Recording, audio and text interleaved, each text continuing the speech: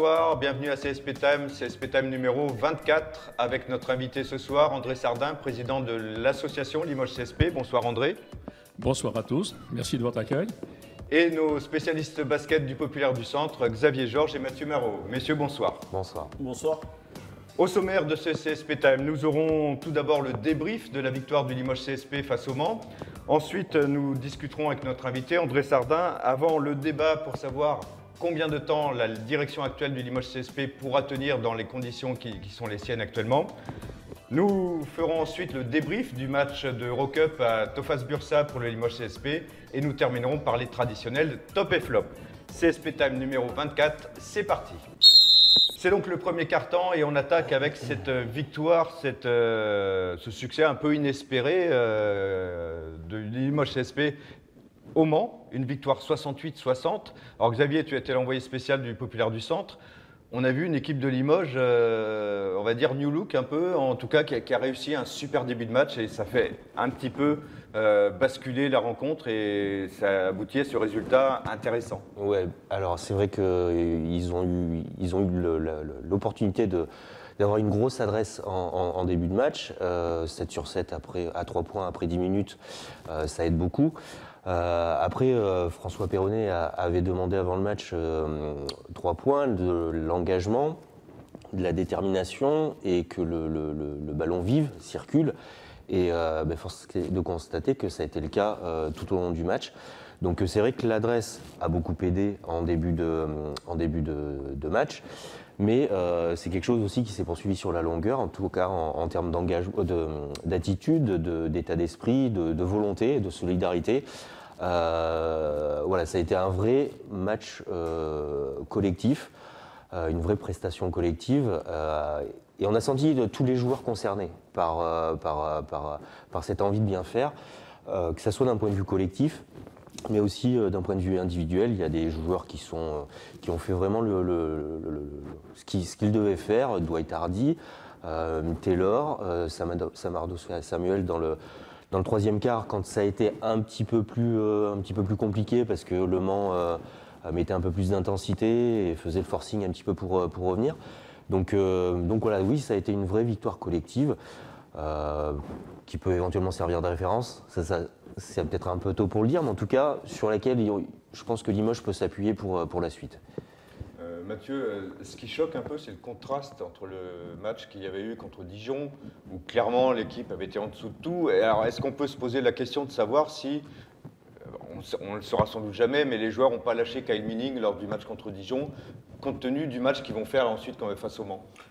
Oh, il y a 15 jours qui sont écoulés entre les deux matchs. Je pense que face à Dijon, je ne sais pas si c'est conscient ou inconscient, mais je pense que les joueurs ont un peu lâché. En tout cas, ils ont tiré une balle dans le pied de Kyle Manning. Ils n'ont clairement pas fait ses affaires parce qu'au niveau du contenu, au-delà du résultat brut, au niveau du contenu, il n'y avait pas grand-chose à retenir. Il n'y avait pas de détermination, il n'y avait pas de volonté. Autant de choses qu'on a vues lors du premier quart-temps au Mans. Donc je pense que il y a eu une réaction de la part de cette équipe pour qu'elle gagne au Mans, déjà d'un point de vue purement mathématique, du résultat brut. Donc je pense que le changement d'entraîneur y est pour quelque chose. Maintenant, on l'a vu, il va falloir attendre un petit peu pour voir si c'était juste un coup d'éclat ou plus, ou si ça va s'inscrire dans le temps. François Perronnet le disait bien. Quand on change de coach, il peut souvent y avoir une réaction juste après. Maintenant, il va falloir voir si elle se confirme. André, c'est pas la première fois que le Limoges CSP change d'entraîneur en cours de saison. Vous en avez connu pas mal, hein? Oui.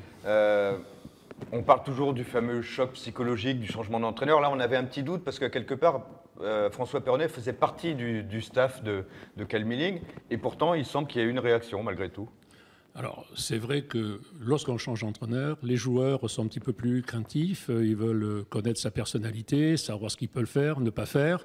Et je pense que Perronnet a bien managé ses équipes, il aura su leur transmettre un sentiment peut-être de révolte, il aura su leur dire qu'il fallait se battre, qu'il fallait gagner. C'est bon pour la notoriété des joueurs, c'est bon pour sa notoriété, c'est bon pour la notoriété du club. Moi, je pense qu'il a eu une très très belle action. Je lui souhaite de continuer. Et c'est en commençant par une victoire. Là, il a pu acquérir la confiance aussi de ses joueurs, puisque quand une équipe a 15, 16, 17 points d'avance, c'est dur de la tenir motivée et après de ne pas basculer. Je me rappelle une année à Pau-Orthez, On menait de 28 points, c'était juste avant Noël, et on a perdu de 2.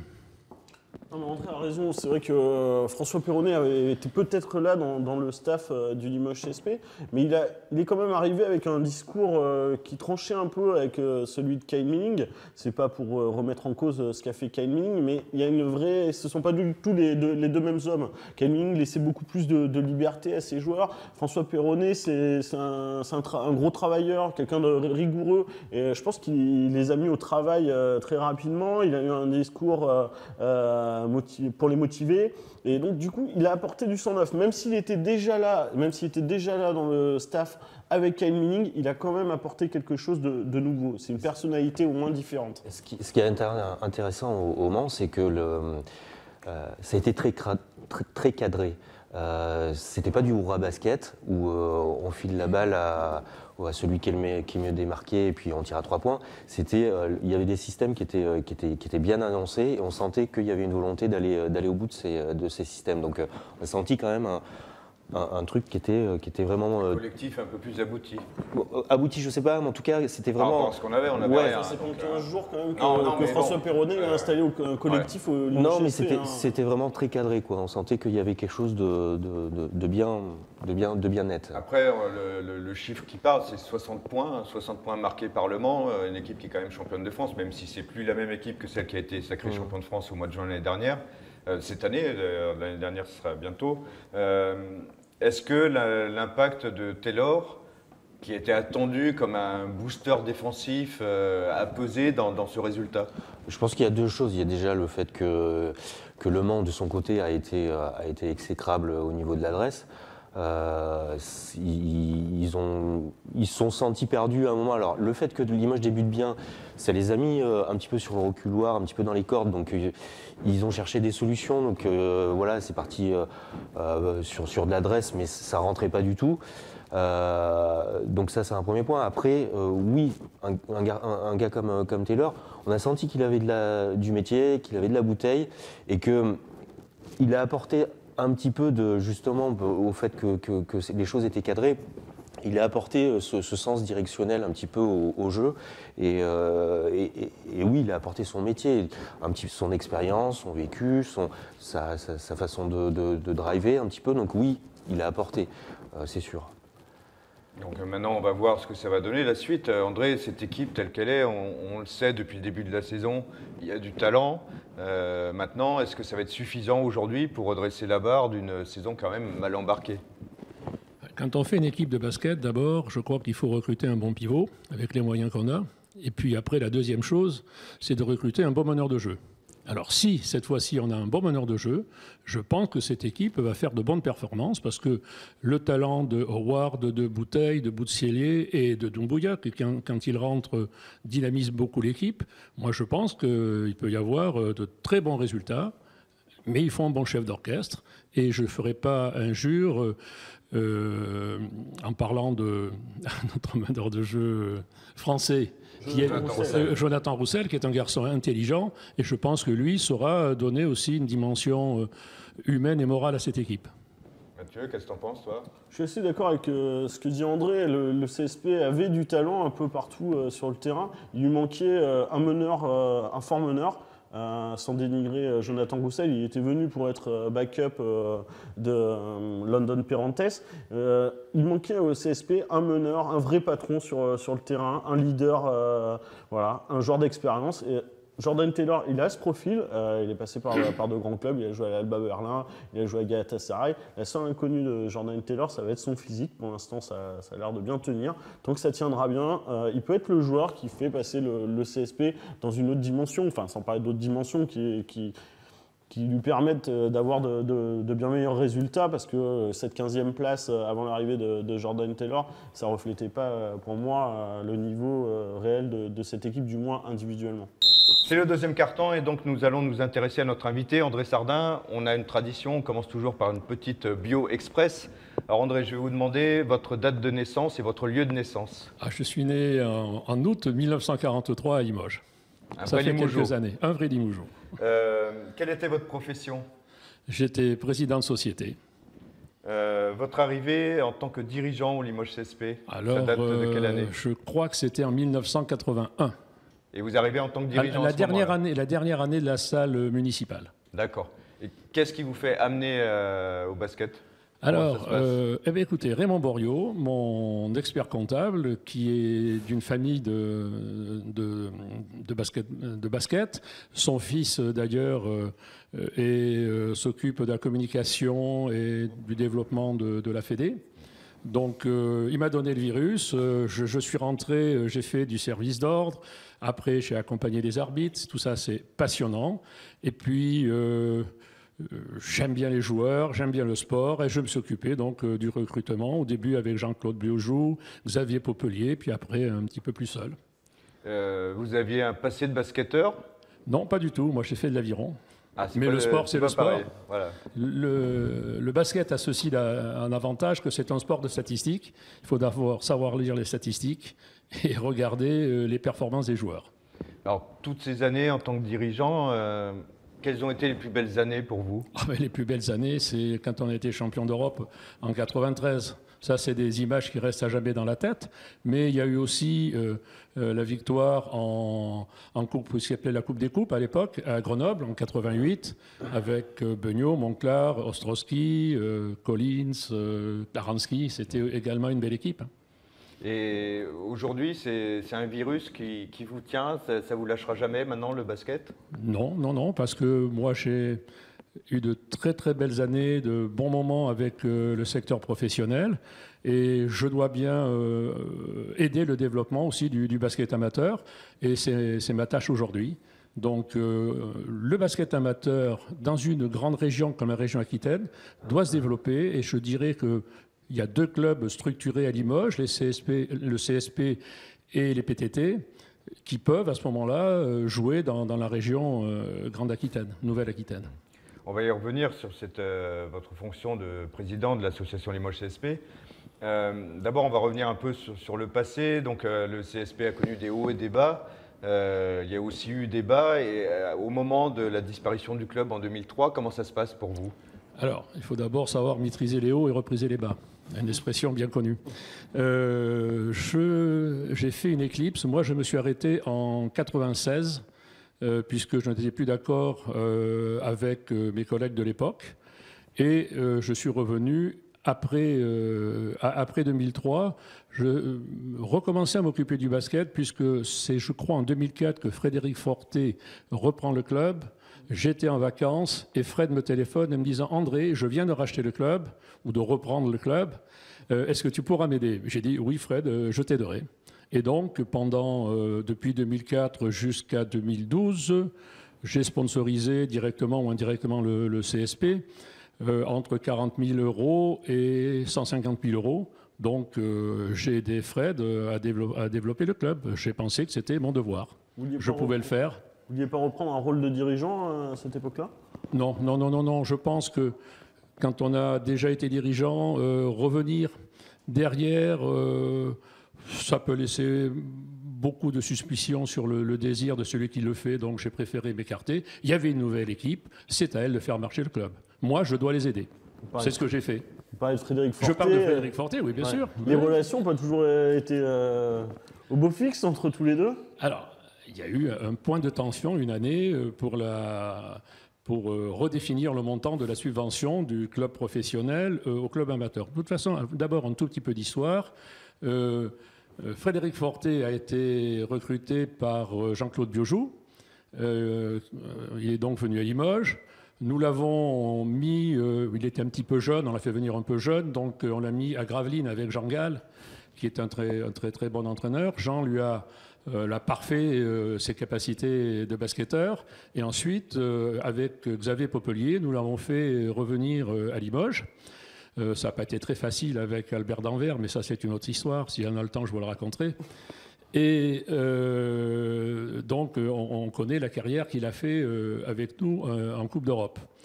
Ensuite, il a joué, lorsqu'il était à Strasbourg, j'ai eu connaissance qu'il avait des soucis avec son agent de l'époque dans un procès et je lui ai donné les éléments qui lui permettaient de prouver sa bonne foi et donc il a gagné son procès.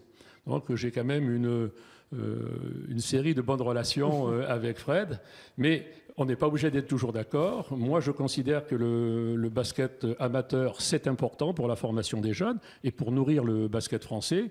Donc, on avait une divergence sur le montant. On s'y est opposé pendant, ça a duré une année. Hein, parce deux demi-saisons. Ouais. Deux demi-saisons, Oui, ce qui fait une année. Nous nous sommes mis d'accord pour une délégation pour 5 ans. Et je dois dire que Jean-Honor Picot nous a bien été aussi dans la discussion.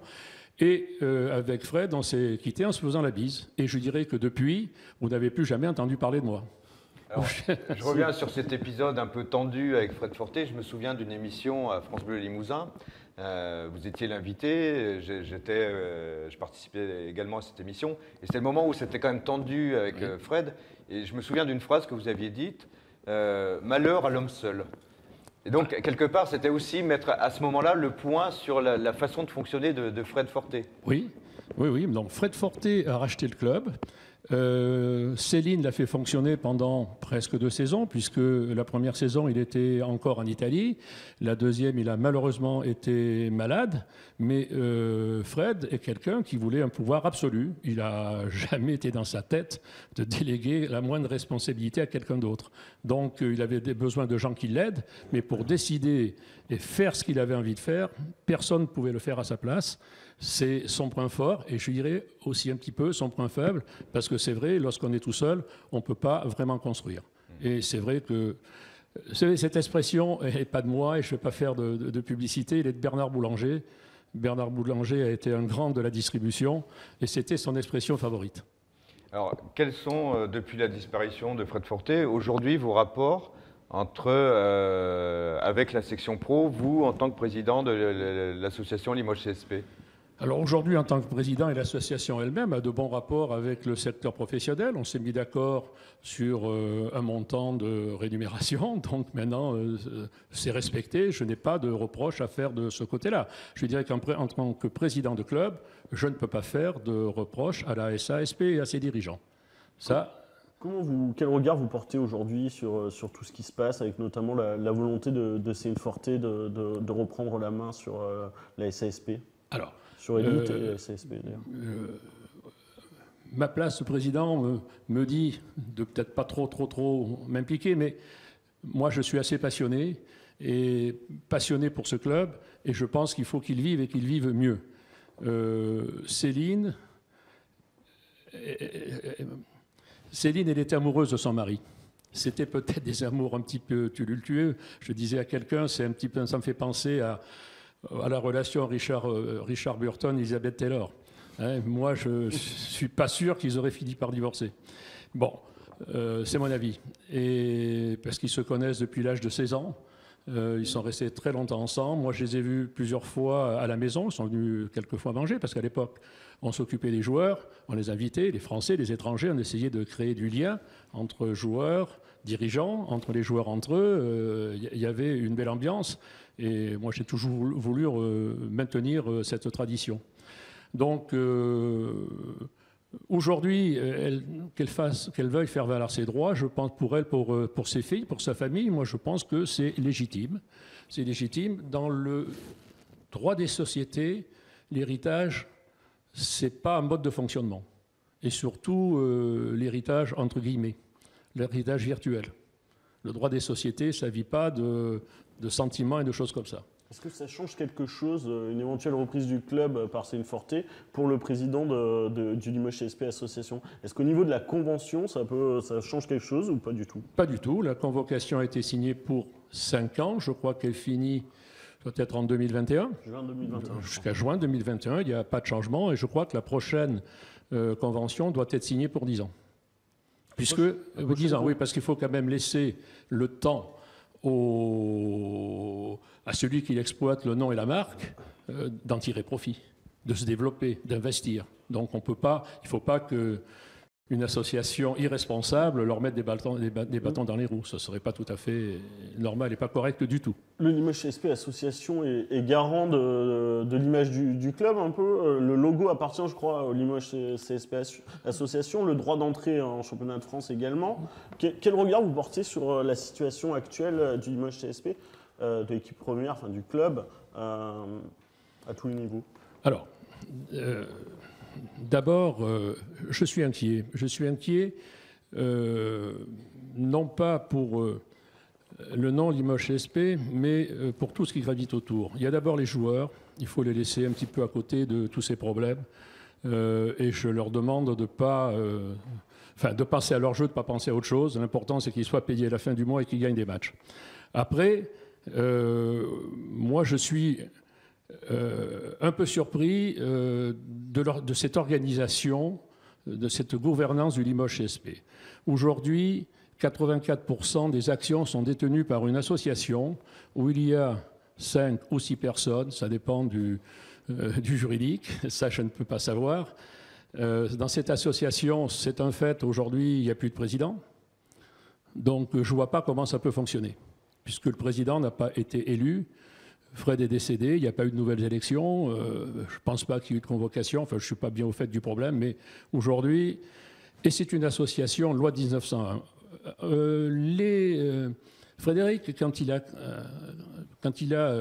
créé la structure pour reprendre le CSP, a créé une association. Cette association, elle pouvait gérer le sport professionnel, je crois, jusqu'à 1 million, 1,2 million de chiffre d'affaires. Après, il faut passer à SASP, Société Anonyme de Sport Professionnel.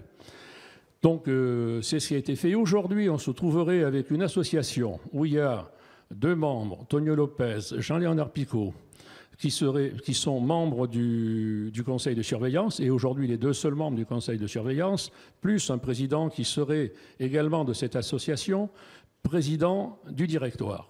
Alors là, si une association ne peut pas gérer directement un club professionnel, comment pourrait-elle le faire indirectement? C'est assez hallucinant. Ça ne peut pas marcher comme ça. Le droit des sociétés, c'est pas ça. Et puis même, je dirais, l'éthique. Simplement, pour moi, il faut de vrais actionnaires, de vrais dirigeants. Vous savez, les gens qui sont là, ils ont mis des sommes symboliques pour dire je prends une action, j'en prends 2, j'en prends 3. Et aujourd'hui, se trouveraient indirectement propriétaires d'un club qui fait 7 millions de chiffre d'affaires. Moi, je trouve ça un petit peu interrogatif. Et je ne mets pas l'honnêteté de ces gens en doute, parce qu'ils n'ont jamais pris un argent dans le club. Ça, j'en suis persuadé, et je leur fais confiance de ce côté-là. Mais sur le fond, le mode de gestion n'est pas bon. Et on le voit bien dans les propos de Stéphane Ostrowski. Hier, j'ai été à une réunion, il y avait l'amiral Lajousse qui disait qu'un des critères le plus importants dans la gouvernance des entreprises, c'est la confiance. Et ce n'est pas donner sa confiance, c'est de faire confiance. Aujourd'hui, dans le directoire, il n'y a plus de directoire, donc il n'y a plus de gestion. Et je crois que le poison qui s'est instillé doucement, lentement dans ce directoire, il faut lire les choses par leur nom. Je pense que Manuel Diaz en est le responsable. Il a voulu faire de l'informatique, de la communication, au lieu de faire du sport. Aujourd'hui, on ne fera jamais connaître un club sportif par son site Internet. C'est la presse, les médias, vous, messieurs qui êtes là, les gens de la télé, qui feront connaître le CSP, et les gens auront envie d'aller sur le site. Il ne peut pas en être autrement. Et les résultats aussi, accessoirement. Mais il faut les résultats. Mais vous allez communiquer que s'il y a des résultats. Mais je veux dire, il faut intéresser les médias. C'est la principale des choses. Ça sera le mot de la fin pour ce carton. On a un petit peu débordé sur ce qu'on fait d'habitude, mais c'est pas grave, c'est pas grave. Les circonstances font que. Il y a eu des choses à dire, M. Sarn. Merci messieurs, merci André. Donc c'est le débat, et le débat, il va porter sur le fait de savoir combien de temps la direction actuelle du Limoges CSP va-t-elle pouvoir tenir. On l'a vu depuis le décès de Frédéric Fortet, une gestion sportive plutôt compliquée, une communication qu'on pourrait qualifier de désastreuse, des ruptures avec une partie des dirigeants, puisque Stéphane Ostrowski est intervenu pour lui aussi expliquer qu'il était un peu mis sur la touche, même totalement. Rupture avec les supporters. Voilà, aujourd'hui, la situation, il y a Céline Fortet qui est intervenue aussi cette semaine, ces derniers jours, pour expliquer qu'elle était prête à reprendre le club. Aujourd'hui, on est arrivé dans une situation presque d'urgence. Mathieu, la direction actuelle, va-t-elle tenir et combien de temps? Aujourd'hui, on a l'impression qu'elle est vraiment au dos au mur et que soit elle lâche, soit elle s'accroche. Écoute Jean-Christophe, je ne sais pas combien de temps elle va tenir. Une chose est sûre, c'est qu'aujourd'hui le Limoges CSP, c'est un peu Alep, quoi. C'est à tous les niveaux, c'est compliqué. Tu l'as dit, sportivement, j'ai envie de dire, c'est même pas le pire aujourd'hui. Le club la saison dernière a fini demi-finaliste des playoffs, a atteint le top 16 de l'Eurocup. C'est vrai que cette saison, le départ, il est beaucoup plus compliqué. Le top 16, c'est pas fini, mais il est encore hypothétique. En championnat, ça se passe pas très bien, mais au-delà de tout ça, j'ai envie de dire, c'est le vrai problème, c'est en termes d'image du club. Il y a eu des communiqués, on a longuement parlé à plusieurs reprises, qui ont été désastreux pour l'image du club. Je pense notamment à traiter les supporters de piliers de bar. Voilà, donc communication désastreuse. On voit Céline Forté qui souhaite reprendre le club, ça a fait l'effet d'une vraie bombe aujourd'hui. Stéphane Ostrowski qui avoue qu'il est totalement mis à l'écart du directoire, qui dit aujourd'hui le club, le Limoges CSP, il est seulement géré par Yuri Verieras et son conseiller spécial Manuel Diaz. Tout ça donne l'impression d'un grand bordel, désolé du terme. Donc du coup, et surtout, on voit bien que sur les réseaux sociaux notamment, il y a une vraie fracture aujourd'hui, j'ai l'impression, entre le Limoges CSP et ses supporters. Et c'est peut-être ça le plus inquiétant. Aujourd'hui, Céline Forté, elle incarne l'espoir, un peu le futur aux yeux de l'opinion publique. Quelque part, elle a déjà gagné. Moi, je n'ai pas envie de me prononcer sur le verdict, si verdict il y a juridique. Qui a raison, mais aujourd'hui ce qui est sûr c'est que Céline Forté, j'ai l'impression qu'elle a déjà gagné la bataille de l'opinion publique. Donc à partir de là, la position des dirigeants du CSP, elle me paraît quasiment intenable. Alors à moins d'enchaîner victoire sur victoire, de faire son mea culpa au niveau de la communication, je sais pas moi, de faire quelques cadeaux au public, mais je sais pas comment elle va pouvoir rétablir son image aujourd'hui avec Céline Forté qui est là derrière, qui dit voilà, j'ai envie de rendre le Limoges CSP au Limougeot, d'impliquer les anciens du club, autant de paroles que les gens apprécient ici à Limoges. Donc ça rend la position presque intenable pour moi. La fracture, elle est partout. Elle est au sein du club, à l'intérieur même du club, au sein de la direction, et elle est avec les supporters, avec tout l'extérieur. Samedi, j'étais au Mans. Et je discutais avec certaines personnes et ils étaient effarés de voir la situation la situation du club, comment ça se passait. Et ça rend une image catastrophique du club. Dans l'interview de Stéphane Ostrowski, il le dit, les partenaires sont inquiets. Et ça, mine de rien, c'est pas... Excuse-moi Xavier, mais tu as raison de noter les partenaires. C'est pas neutre. Oui. Au-delà de l'inquiétude, il parle quand même d'un partenaire qui lui a dit qu'il y aurait peut-être pour 500, 600 000 euros de partenariat en moins. C'est ça, donc l'image renvoyée, alors ça peut faire le buzz, pour certains ça peut être amusant, mais non, il y a un manque de sérénité clair. Et oui, pour l'image renvoyée est catastrophique, et que ce soit pour les supporters, pour les partenaires, pour tout le monde, je pense que c'est bon pour personne, quoi. C'est bon pour personne. André, on l'a dit, cette image aujourd'hui, l'image que renvoie le Limoges CSP est catastrophique aux yeux du grand public. Est-ce que les dirigeants actuels auront, pensez-vous, la dignité, la lucidité peut-être pour dire bon, c'est bon, on arrête. C'est quand même aussi quelque chose de compliqué de dire voilà, on laisse le club parce qu'on n'est pas bon. C'est quand même quelque chose de compliqué. Quelque part, c'est un peu ça. Et dans la vie, on gagne, on perd. Ça fait partie des aléas de la vie. Alors moi, ce que je veux dire, c'est que Céline ne revient pas pour une question d'argent. Il faut bien s'enlever ça de la tête. Elle vient uniquement pour que le nom Forté ne soit pas détruit. En fait, elle veut qu'il y ait un héritage sur le nom de Frédéric, et elle veut reprendre ça à son compte avec une nouvelle équipe que je ne connais pas, mais elle est en train de consulter, c'est son métier. Vous avez consulté, vous ? Peut-être. On se parle quand même, ouais. C'est quand même normal. Je veux dire, moi je ne peux pas être insensible devant cette situation-là. Maintenant, ce que j'ai conseillé à tout le monde, aussi bien à Céline qu'à Jean-Léonard Picot, ça serait mieux de s'arranger à l'amiable, puisque un procès n'est jamais bon, et ça risque de durer. Et tout ça, ça ternit l'image du CSP. Donc moi, je conseillerais à tout le monde de s'arranger à l'amiable. Et d'ailleurs, Céline, au début, ne souhaitait pas que Jean-Noël démissionne et que les gens démissionnent. Elle voulait redessiner un petit peu tout ça, se réimpliquer un peu. Ils n'ont pas voulu, donc ça a dégénéré. Et c'est le fait qu'on en est là. Maintenant, je ne sais pas pourquoi les gens... Quand on a fait des erreurs, on a fait des erreurs, on en tire les conséquences. Et puis, aujourd'hui, l'image des gens est quand même attaquée, un petit peu détruite. Je pense qu'ils ne peuvent pas rester.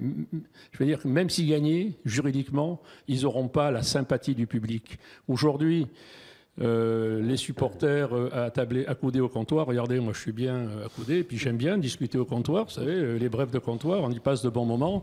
Il ne faut pas oublier que supporters, annonceurs, partenaires, tout le monde... pendant un match, regarde, un verre à la main, tout ça, ça fait partie de la vie, c'est la convivialité. Hein. Et en disant cette phrase malheureuse, ils ont un peu copié le président de la République. Non, parce qu'on va pas se mentir, les supporters, enfin du moins les 3/4 des supporters, à la base, ils s'en foutent un peu de qui gouverne le club. Eux, ce qu'ils veulent voir, c'est des résultats sportifs, passer un bon moment à Beaublanc, vibrer pour leur club, que ce soit Jean-Léonard Picot, Yuri Verrieras, Manuel Diaz ou Céline Forté. Peu importe, à la limite. Aujourd'hui, le problème n'est pas là, d'avoir une préférence pour un tel ou un tel. Moi, contrairement à certains, je n'ai pas envie de dire ce que voulait Fred Forté pour le Limoges CSP, qui voulait mettre en place. Voilà, j'en ai pas la moindre idée de ce qu'il voulait.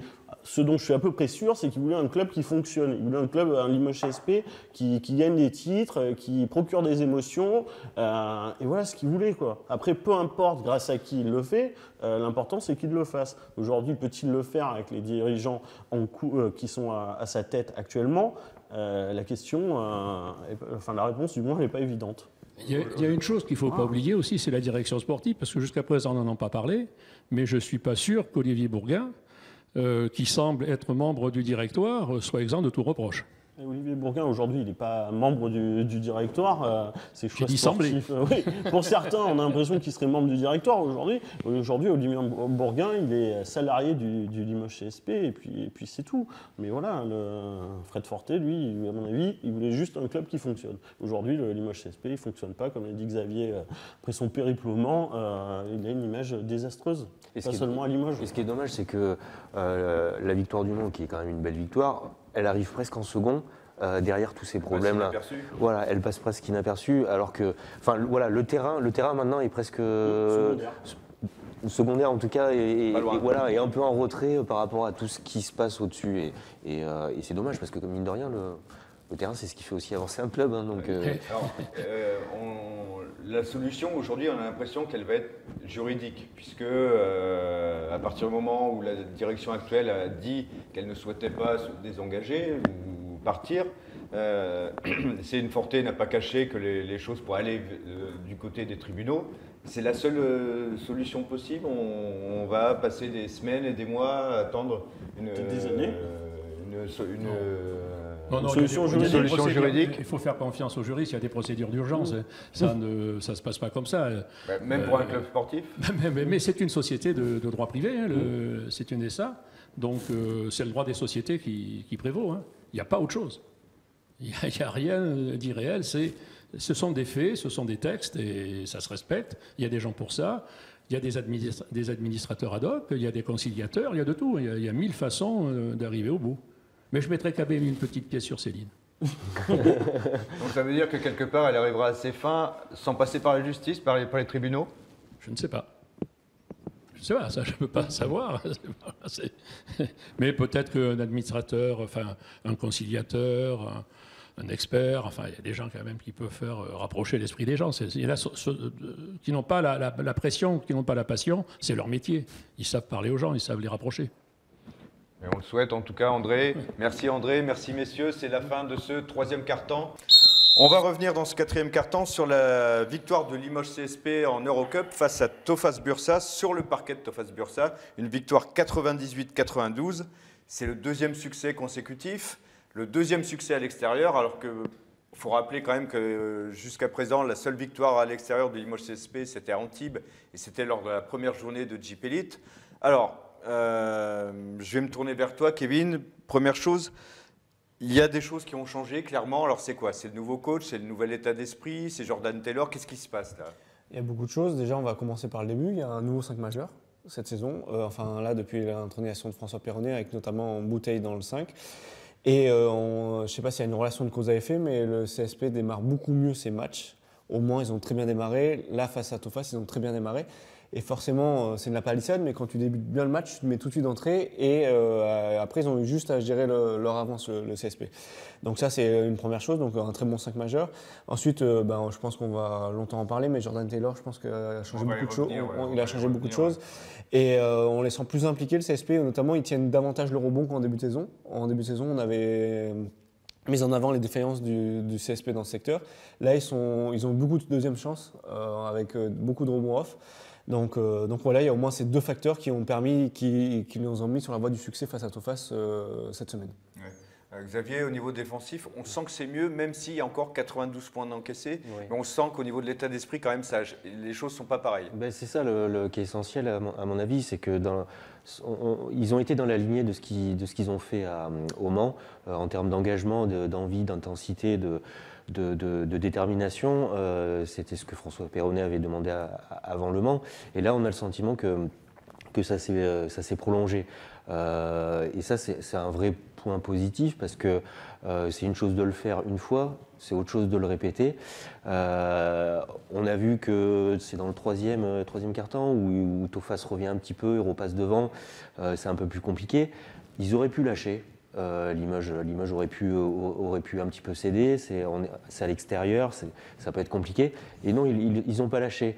Donc voilà, on sent qu'il y a oui, cet état d'esprit, cette volonté de ne pas céder, de rester dans le match toujours, de s'appuyer sur les uns sur les autres, de faire tourner le ballon et d'essayer de trouver le meilleur joueur, la meilleure position.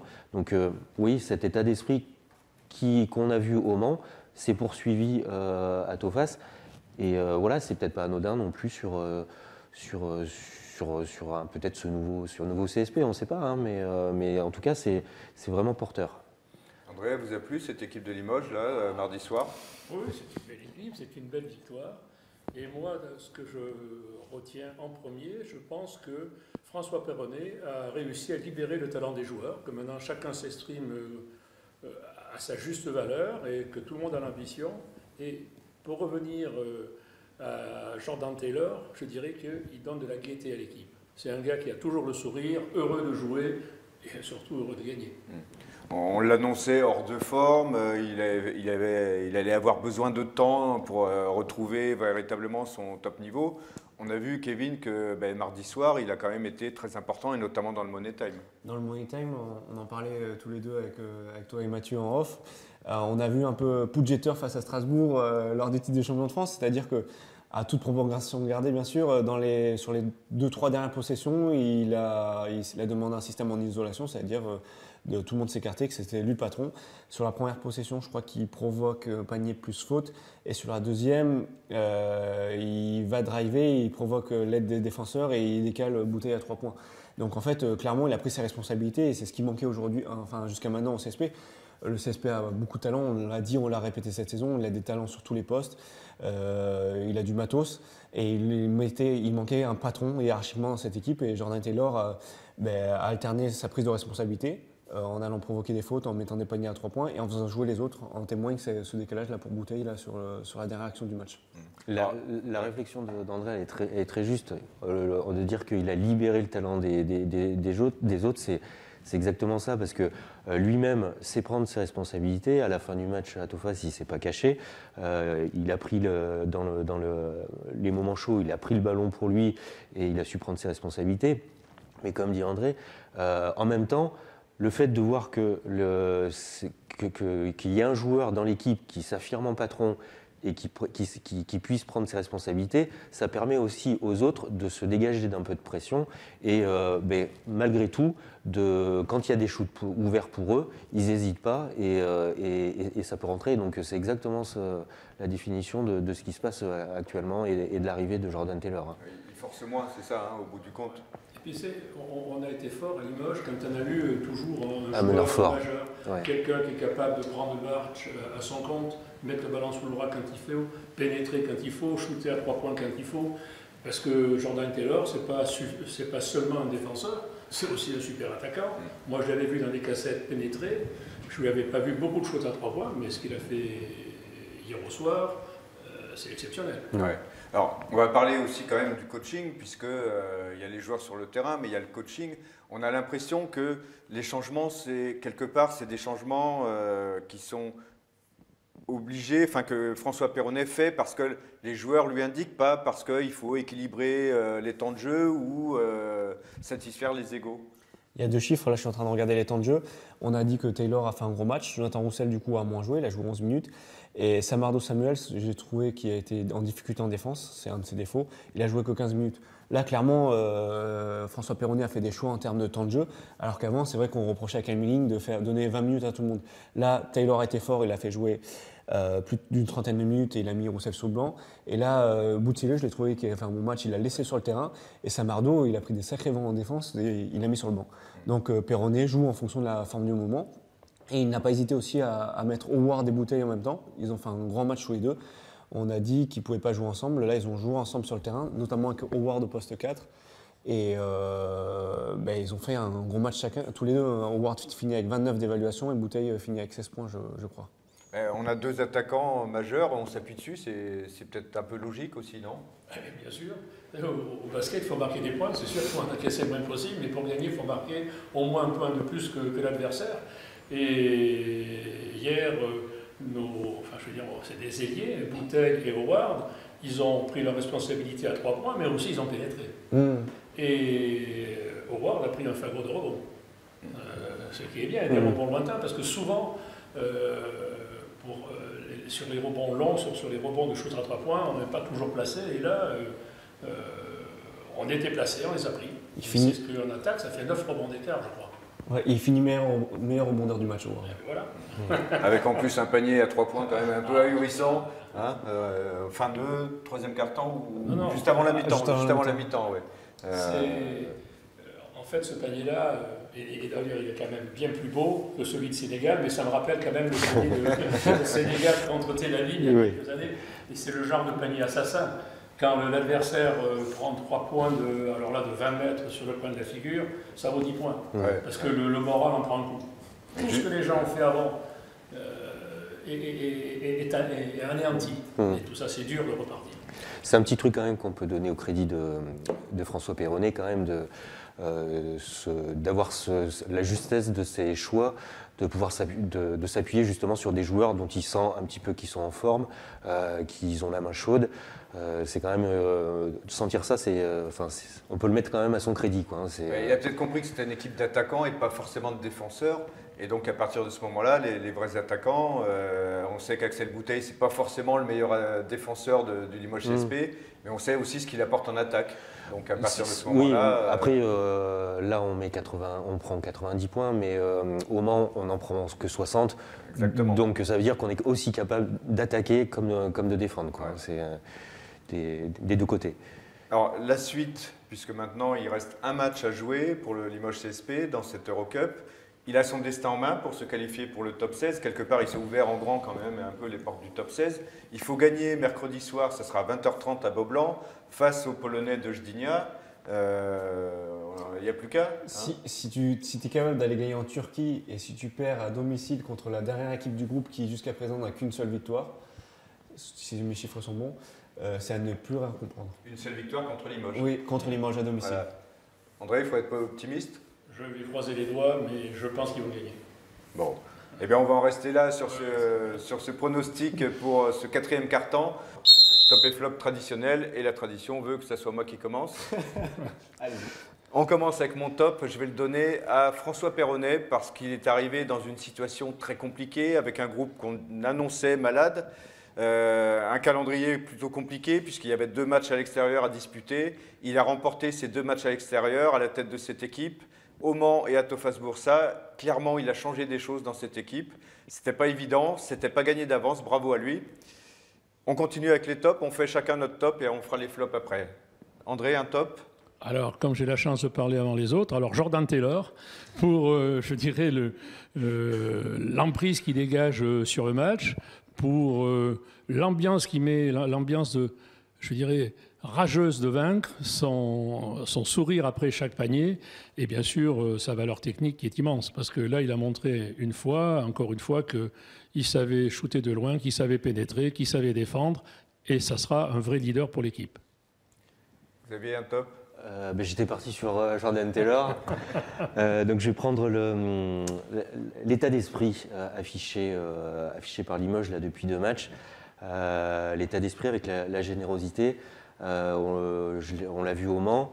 Ça s'est poursuivi face à Tofas. Il y a quelques temps, ce n'était pas forcément le cas. Et voilà, est-ce qu'il n'y a pas une âme là, qui est en train de se dégager au sein de l'équipe? Alors c'est peut-être un peu trop tôt hein, de tirer des enseignements comme ça, vite et peut-être gratuit.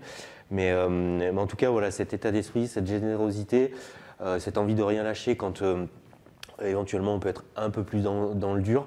Moi je trouve ça intéressant parce que c'est signe de dynamique souvent dans une équipe et c'est signe d'une alchimie qui existe et qui se crée. Donc voilà, encore une fois, même sans aller trop loin et sans trop se projeter, en tout cas je trouve ça intéressant qu'il y ait cet état d'esprit qui germe et qui existe. Kevin ? Je voulais prendre Jordan Taylor. Tout le monde voulait prendre Jordan Taylor. Mais j'en profite de la présence d'André Sardin du coup pour mettre un top à l'association du CSP. Dans le sens où il ne faut pas oublier que dans tout sport, il y a bien sûr une vitrine. Aujourd'hui, c'est le CSP, Jordan Taylor, Axel Bouteille et William Howard, mais il ne faut pas oublier que la formation est très importante. En d'émission, André parlait de la SPTT Limoges. On peut penser à Fetia, Limoges ABC et l'association du CSP. J'avais oublié les filles. Si aujourd'hui on a des Jordan Taylor ou si on a des Axel Bouteille et William Howard, c'est qu'à un moment donné, ces gamins sont passés par des petits clubs, des clubs et ont été formés. Et je pense que la formation est très importante. Et donc, je voulais saluer par votre présence l'association, mais tous les clubs de la région qui forment des basketteurs pour qu'un jour ils deviennent professionnels. Je pense que c'est très important et il ne faut pas oublier la formation pour avoir une vitrine. Ça marche. On passe au flop. Je vais commencer avec un flop, alors un petit peu ironique, mais je vais le mettre quand même au Populaire du Centre pour sa scandaleuse campagne médiatique à l'encontre de Limoges CSP. On va rappeler que l'année dernière, nous avons torturé Brian Conklin pour qu'il nous avoue qu'il n'était pas content de son temps de jeu. Et puis, plus récemment, nous avons extorqué à Céline Forté des aveux pour qu'elle vienne nous expliquer qu'elle n'était pas contente de la situation et qu'elle avait envie de reprendre les choses en main. Des aveux extorqués également à Stéphane Ostrowski, puisque nous sommes allés le chercher pour qu'il vienne nous expliquer qu'en tant que membre du directoire, eh bien, il n'était pas consulté. Donc voilà, c'est absolument scandaleux ce que nous faisons. Donc, flop au Populaire du Centre. André, un flop ? Moi, le flop, c'est la gestion de l'association Limoges CSP Elite. Et je conseillerais aux gens de discuter et de trouver des solutions à l'amiable plutôt que camper sur des positions indéfendables. Alors moi, mon flop, je vais sortir peut-être un petit peu du cadre du basket, même si ça s'en rapproche quand même. Je trouve dommage que le hand ne joue pas à Beaublanc, le LH87 ne joue pas à Beaublanc contre Montpellier samedi en Coupe de France. C'est une superbe affiche. C'est dommage que ça puisse pas avoir lieu à Beaublanc.